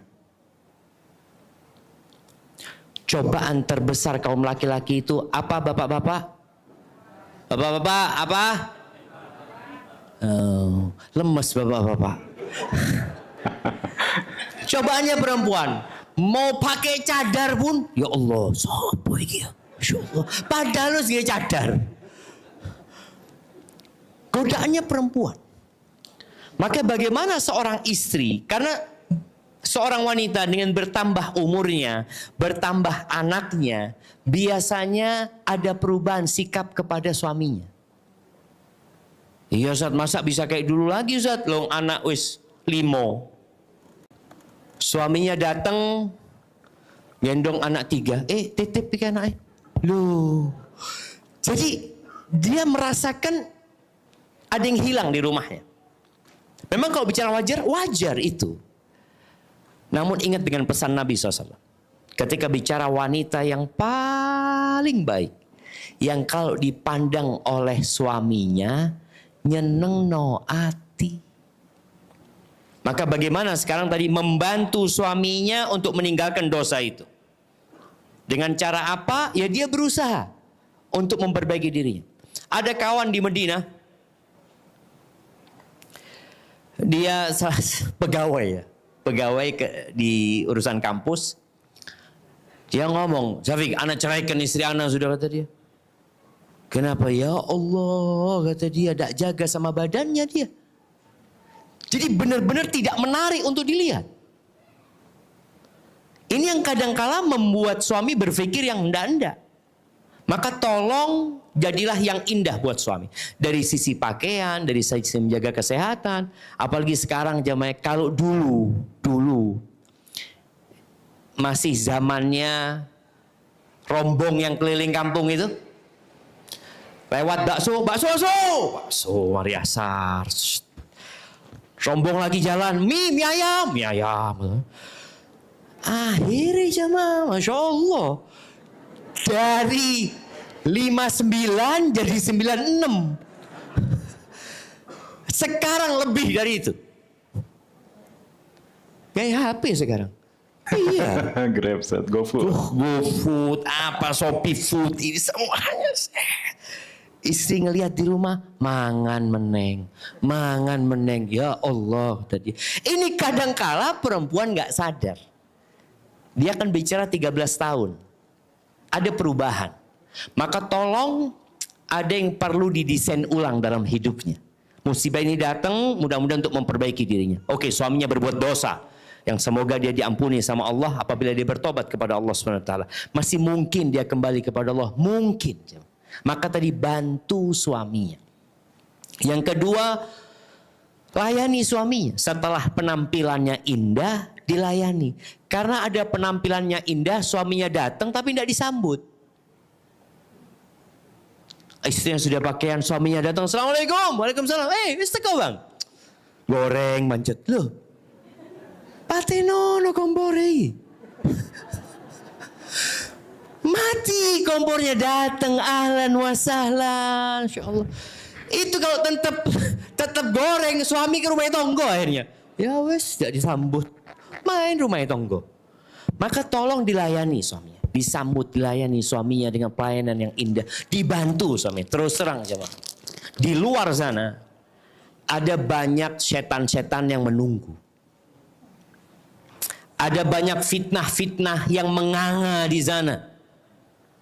Yang kalau dia tidak menundukkan pandangannya, akhirnya tergoda hatinya. Kalau tergoda apa kata Nabi SAW? Falyarji ila ahli muleo. Kata Nabi SAW. Pulang, tidak disambut sama istrinya. Padahal dia sudah menggebu-gebu. Dia datang mungkin pegang istrinya. Loh, ono apa ini? Loh, ono apa? Ono macan au. Ya artinya sang suami ini kadangkala merasakan itu. Kata Nabi SAW, falyarji ila ahli. Yang ada di perempuan yang dia lihat sama dengan yang ada di istrinya. Sama persis. Tidak beto. Sama. Cuma ternyata ketika dia ke rumah, dia tidak mendapatkan itu. Lebih parah lagi. Ketuk rumah. Akhirnya dibukakan. Yang buka no pembantu. Loh. Mana? Ibu? Tidak ada. Saya yang ada di rumah. Loh. Ini kucing dikasih iwak jemaah. Betul jemaah. Sampai terjadi perzinaan antara majikan sama pembantu. Padahal istrinya 10 kali lebih cantik daripada pembantunya. Apa penyebabnya? Kok bisa? Berzina dengan orang yang ya Allah bukan kelasnya jemaah. Itulah syaitan. Memperindah yang buruk kalau dosa. Sampai ada cerita seorang penyair ya. Penyair ini dengar ada seorang perempuan cantik ini itu, kemudian dia ngomong sama perempuan ini, aku ingin bermalam dengan kamu. Berzina. Kalau enggak, aku akan bikin puisi yang menghinakan dirimu dan akan dipindah sama orang jadi omongan orang nantinya. Takutlah perempuan ini. Kalau bicara syair dulu itu menakutkan sekali. Akhirnya perempuan ini ngomong sama istrinya penyair ini. Dia mengatakan, suamimu mengancamku seperti itu, kata dia. Kata istrinya, sudah engkau janji sama dia kapanlah, kata dia. Nanti kalau engkau janji sama dia, aku akan datang, kata dia. Oh iya, kata dia. Akhirnya jamaah, janji Ditentukan anggap malam Jumat ya, suruh datang ke rumahnya. Datanglah ini penyair. Malam hari habis Isya ke rumahnya. Dibuka pintu rumahnya. Yang nyambut siapa? Perempuan ini. Disambut sama perempuan ini, suruh masuk. Kemudian masuk ke kamarnya untuk berzina. Kata perempuan ini, maaf, aku malu kalau lampunya hidup. Tak matikan ya. Oh, tidak apa-apa. Patenono. Dimatikan lampunya. Akhirnya terjadi perzinahan itu. Setelah selesai penyair ini menyalurkan syahwatnya, keluar suara dari yang dia setubuhi. Kata dia, laknatullah alaik. Semoga Allah melaknatmu. Kata suaminya, istriku sendiri ternyata. Kata dia, engkau kalau haram kok enak ya. Kalau halal dah enak. Artinya dia ketika menyetubuhi istrinya, yang dia pikir siapa? Perempuan itu kan. Padahal istrinya sendiri. Subhanallah, seperti itu. Jadi pandangan mata itu harus diobatin. Maka tolong para istri selalu siap. Ini kalau bicara membantu suami untuk berubah, untuk bertobat. Kemudian perlu dilihat suami ini kok bisa kena itu, boleh jadi tempat kerjanya, teman kerjanya.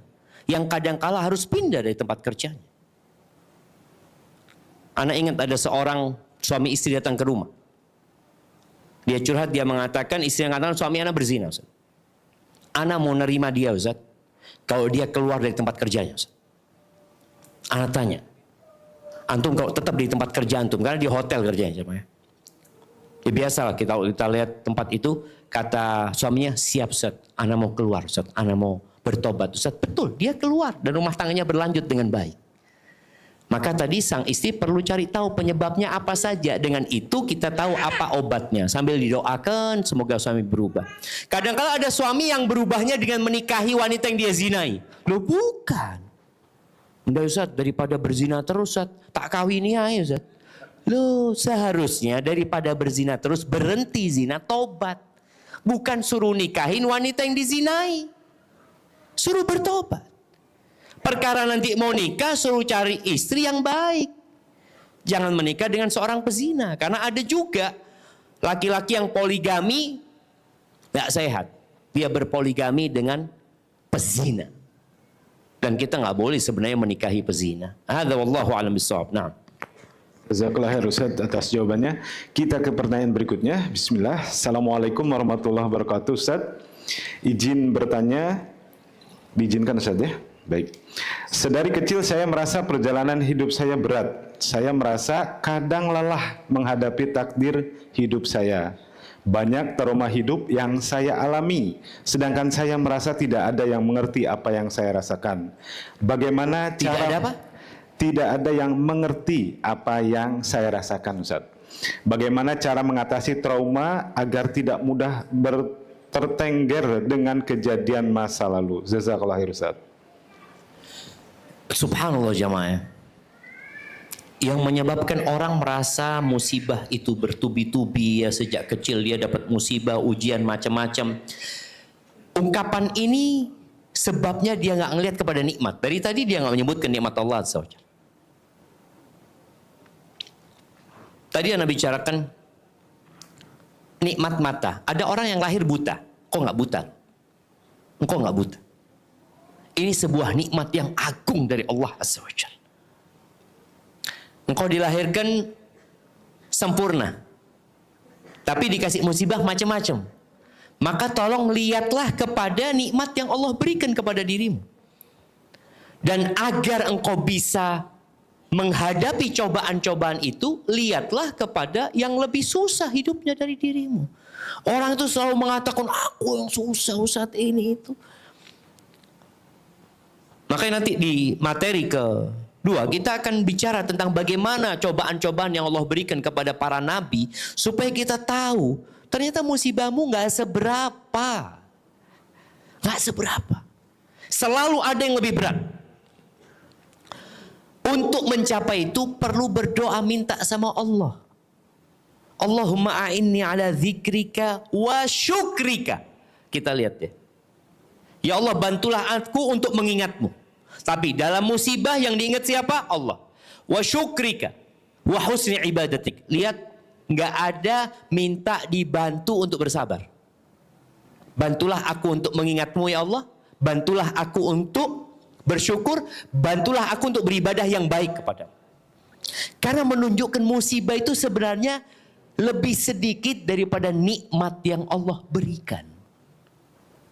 Maka lihatlah kepada nikmat yang Allah berikan kepadamu, sehingga yang kau katakan tadi, musibah itu silih berganti. Engkau kalau ingat, alhamdulillah Ustaz, iya aku dapat musibah banyak, tapi aku bisa berjalan dengan kedua kakiku. Ada orang yang didorong pakai kursi roda. Ada orang yang lahir, subhanallah. Anak kemarin dapat video. Nanti mudah-mudahan bisa ditampilkan ya.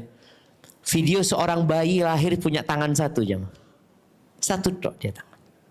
Kakinya nggak ada, tangan satunya nggak ada. Tapi bagaimana dia bermain sama orang tuanya ya, dirawat sama orang tuanya, ketawa-ketawa dia jemaah. Coba dia nanti melihat orang yang punya tangan dua, punya kaki dua, dan dia lupa dengan tangan satunya, dia tidak akan bersyukur. Ya Allah, orang itu dua kakinya, ana nggak punya kaki, dua tangannya, ana satu tangannya. Coba dia ngelihat kepada yang nggak punya tangan sama sekali.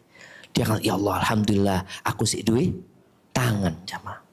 Maka ini harapannya ketika kita mendapatkan musibah yang banyak, yang mungkin dikatakan seakan-akan nggak ada orang yang mengerti ana. Iya, manusia itu susah mengerti kita.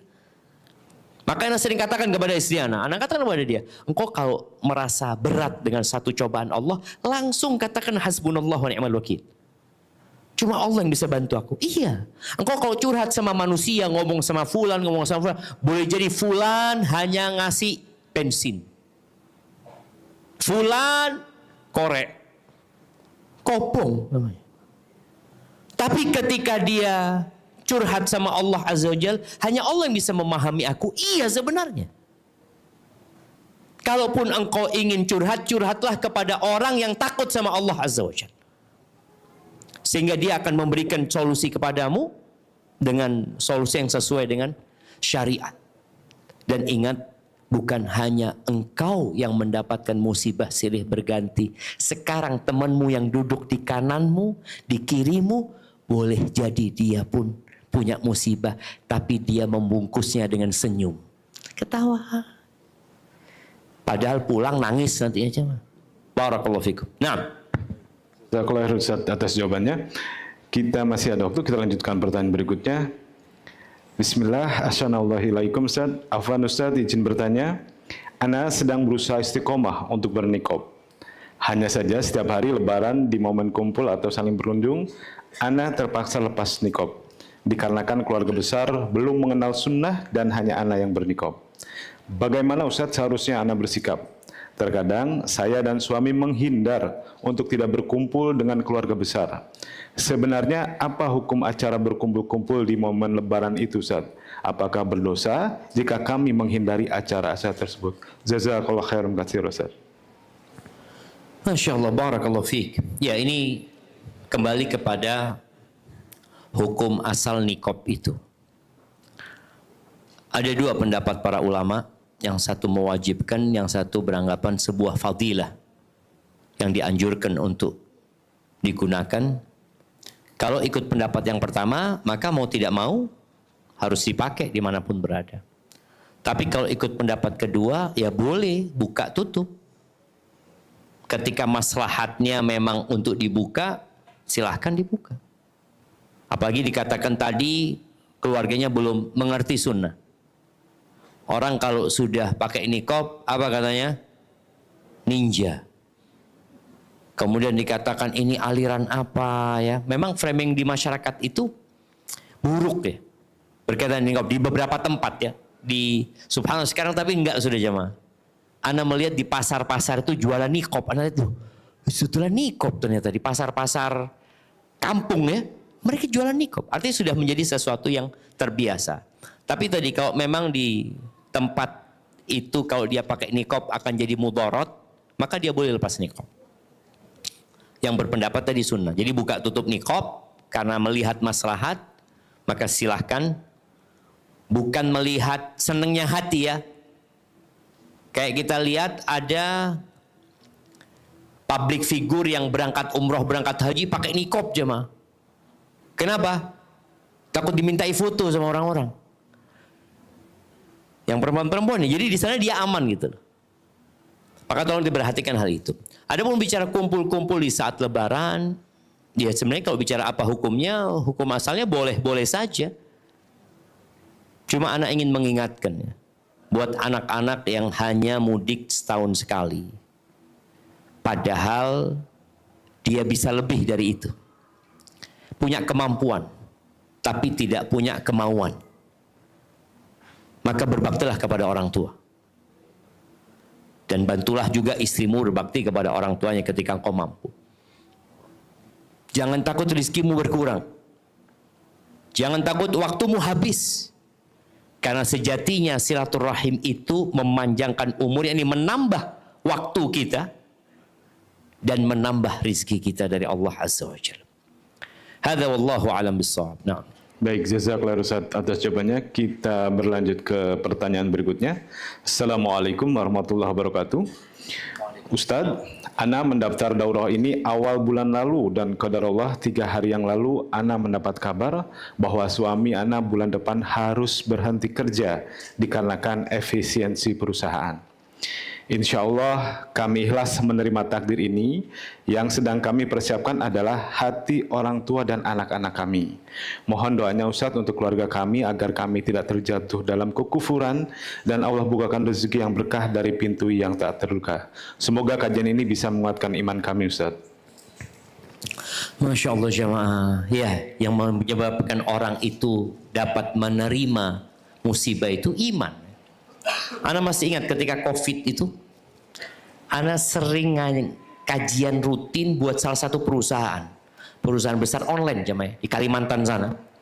Itu rutin selama beberapa bulan. Kenapa? Karena kata mereka ada 6.000 yang mau di PHK Ustaz. Bukan satu yang mau di PHK, ada 6.000 yang mau di PHK Ustaz. Dan kita harus mempersiapkan hati mereka. Nah, dan ketika COVID yang di PHK ternyata bukan 6.000, jutaan karyawan. Bisa bayangkan kita ngelihat ada pilot yang jualan nasi goreng. Pesawat nggak terbang pesawat itu. Berbulan-bulan nggak terbang. Bali tutup. Anak punya kerabat dari Bali ke Jawa semua. Nggak ada Ustaz, nggak ada. Semua hotel-hotel tutup Ustaz. Ketika seorang beriman kepada Allah Azza wa Jalla bahwa apa yang menimpa dia ini pasti menimpa dia, nggak akan luput dari dia. Dan apa yang luput dari dia nggak mungkin akan menimpa dia gitu. Dan dia yakin bahwa rizki dia bukan dari perusahaan itu. Kalau rizki kita dari perusahaan itu selesai jemaah, mati berarti kita di PHK. Tapi yang ngasih rizki siapa? Innallaha huwar razzaq dzul quwwatil matin.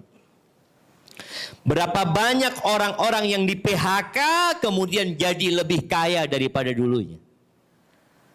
Ternyata Allah mau menyelamatkan dia. Orang kalau jadi pegawai itu kapan kaya? Kapan kayanya mah? Kalau korupsi. Artinya gajinya dia cuma segitu gitu loh. Ya gaji dia segitu. Atau dia punya usaha lain. Atau dia dapat warisan. Dan rizki itu bukan gaji. Tadi yang dapat warisan ya rizki.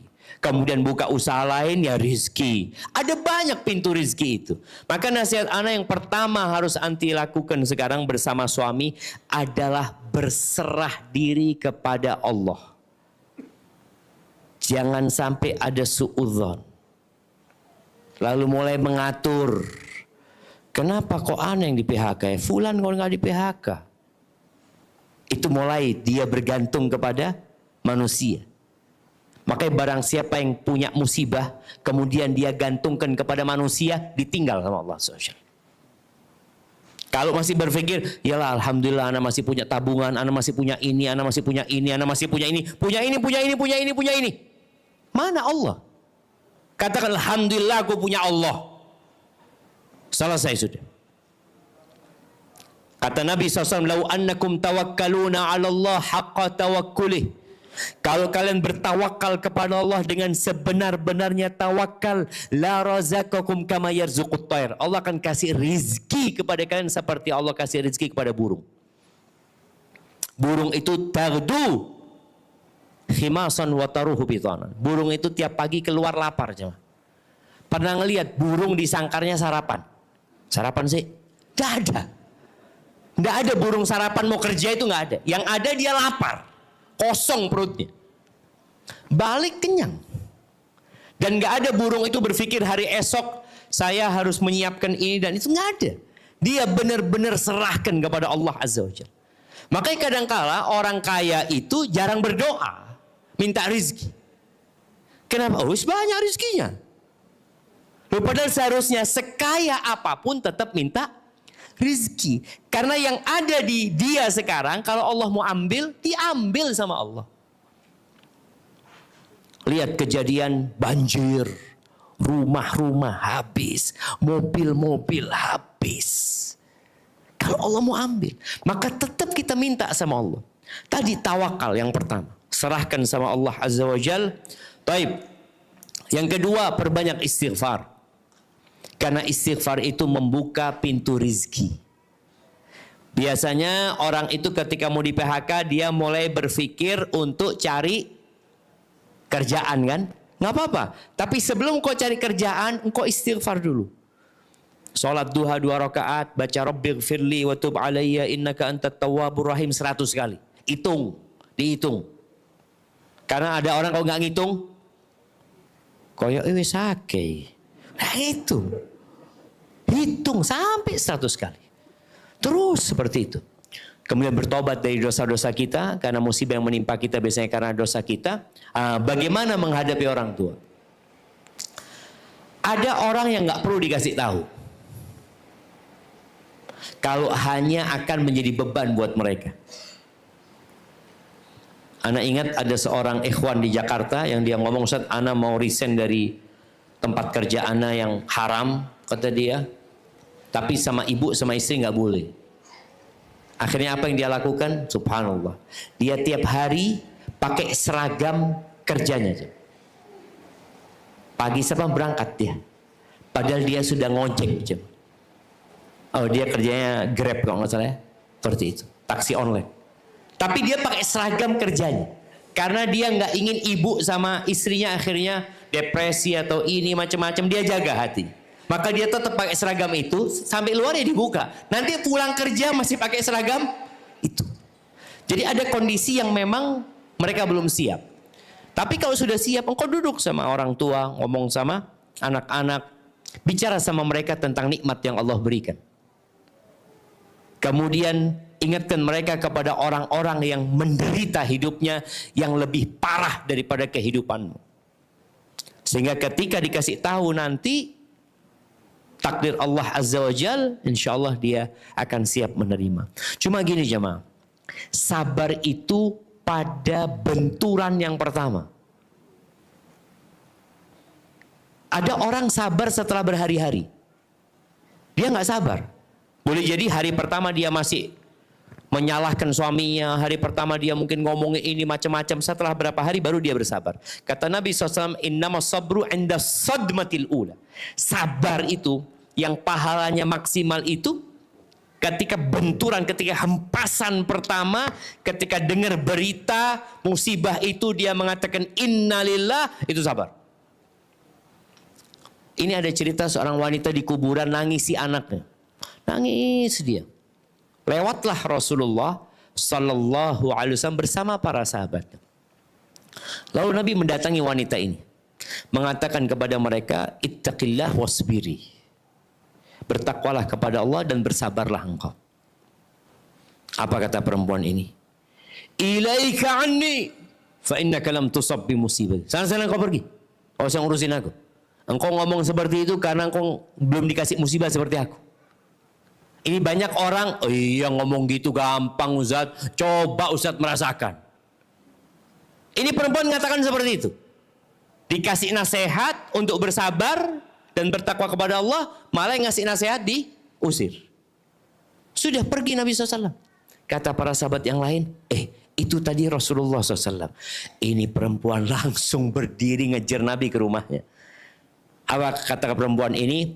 Ya Rasulullah, aku nggak tahu kalau tadi itu engkau ya Rasulullah. Minta maaf dia sama Nabi SAW. Apa kata Nabi? Innamas sabru inda sadmatil ula. Sabar yang sebenarnya itu adalah pada hempasan pertama. Maka siapkan anak-anakmu, ajak untuk melihat orang-orang yang lebih susah. Insya Allah dengan cara seperti itu mudah-mudahan siap menerima berita untuk berbahagia. Ibu-ibu, lebih berat mana mendengar berita suaminya mati atau suaminya poligami? Buah si malakama. Nah, enggak, ini secara mental lebih berat mana? Dengar, Mbak, bojone mati. Alhamdulillah, pancen aku kesel ngurusiku. Kan ada orang dengan suaminya mati itu alhamdulillah gitu loh. Seperti itu. Nah, ibu-ibu lebih berat mana?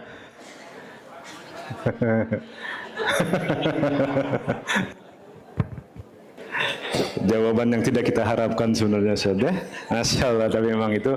Baik, teman-teman jamaah yang dimuliakan oleh Allah SWT, kita memasuki sesi berikutnya. Sementara kita break dulu. Kelihatan tadi sudah mulai ada yang menguap-nguap ya. Jadi kita ngopi-ngopi dulu, kopi break dulu. Untuk yang ahwat, kami persilahkan keluar terlebih dahulu dari pintu samping atau di tengah. Silahkan. Untuk panitia mohon dibantu, diatur.